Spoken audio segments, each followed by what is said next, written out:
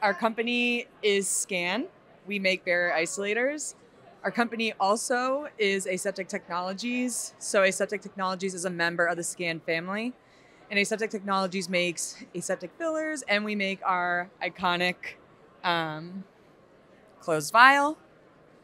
So Skan has been around since 1970. We're pretty well known in the industry. Same with Aseptic Technologies. We came out with a more affordable barrier isolator. I have a model right here.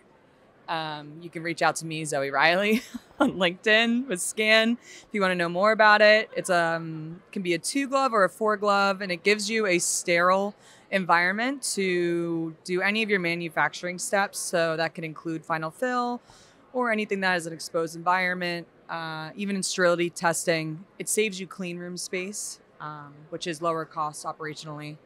Highlight from the conference is it's been so nice seeing all the customers. We've had really good feedback for Skan isolators as well as Aseptic Technologies vials and fillers. So it's been really nice just connecting with everyone, meeting new people, but it's always really nice meeting the customers.